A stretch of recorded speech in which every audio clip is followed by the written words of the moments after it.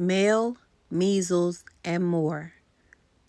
My 13th birthday was January 27th, 1959. Daddy gave me a pink purse. Granny sent me $10. David gave me a new satchel for school. Judy sent a card. Happy birthday, little sis. Hope you have a great day. Send me a piece of cake. And Mother gave me a silver letter opener. I noticed you're getting more mail, she said. I guess she meant the WIC flyers and the letters from Judy. Though those were usually postcards, still it was a nice gesture.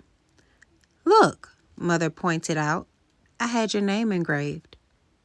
Sure enough, Marlene Nisbet was written on the blade. I didn't have a middle name. David had one. Judy had one. By the time I came along, I guess my parents were both too busy to pick one out. Did I ever tell you I named you after Marlene Dietrich? Mother asked. No, she hadn't. She was my favorite movie star, so glamorous. Even as a baby, I knew you were someone special. Suddenly, having no middle initial didn't seem quite so bad.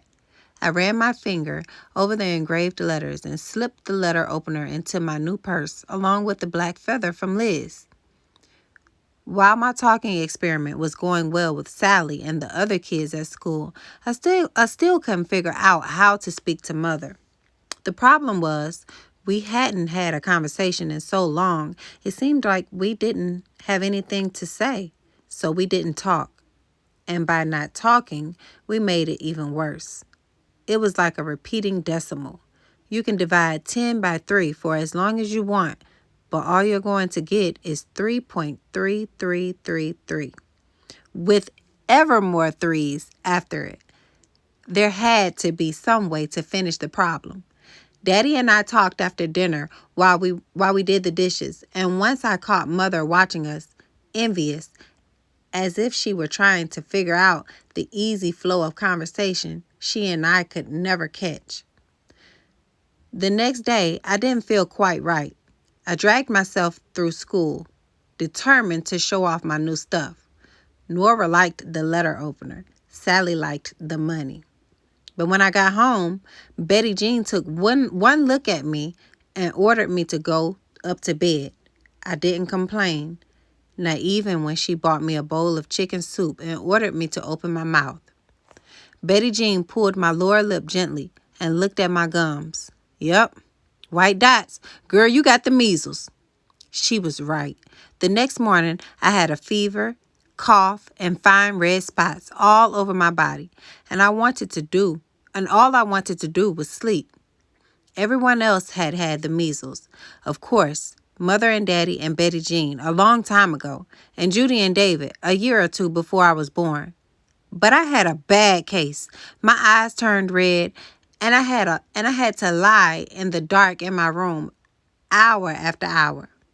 Miss Winthrop stopped by one afternoon, a few of her blonde curls escaping from her scarf she tied over her head. Thought you could use some company, she said. Nothing worse than sitting in the dark alone. I bought some WEC flyers for us to fold to keep our hands busy. I felt well enough to sit up and help her for a while. Betty Jean brought up the radio from the kitchen, and it felt like a little party until we heard the news. February 3rd, 1959. There was a small crash in Clear Lake, Iowa. Buddy Holly, Richie Valens, and J.P. Richardson, a.k.a. the Big Bopper, were all aboard. There were no survivors. Miss Winthrop gave a little gasp, and I thought she was going to cry. We didn't fold anymore, just listened to the radio. Play La Bamba and Chantilly Lace and Peggy Sue over and over again. When Miss Winthrop left, my fever got higher and higher. In the evening, Mother called Dr. Agar, our family doctor. He brought his black bag and pulled out his stethoscope. It was cool on my back. He gave me a lollipop like I was a baby. I was too tired to lick it, so I put it on my dresser as he turned to talk to Mother. There isn't much I can do for her, he said. Measles has to run its course. Just try to keep her comfortable. That night, I dreamed of flying and plane crashes and Judy stealing my lollipop. In the morning, I woke up more tired than when I went to sleep, but I was thirsty, and no one came when I rang the little bell Betty Jean had put next to my bed. So I pulled on my robe and crept down the hall. Daddy had already gone to work, but Mother was sitting at the table, the paper open in front of her. Mother, she jumped and sat up quick, like she was a burglar, and I caught her stealing. Marley, you should be in bed. I'm thirsty. I'll pour you a glass of tea.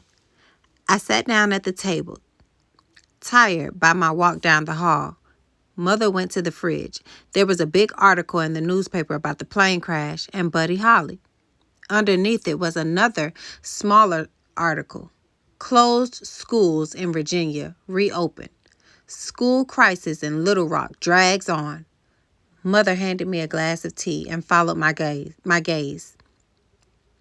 Ever since I was a little girl, I've been proud to live in Little Rock, proud to be from the South.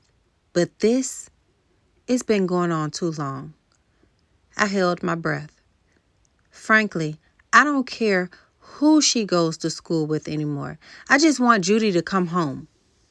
Me too. We should do something about it, I said finally.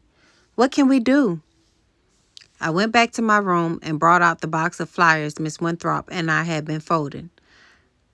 I handed one to Mother. It said, saying what you think is as important as thinking it.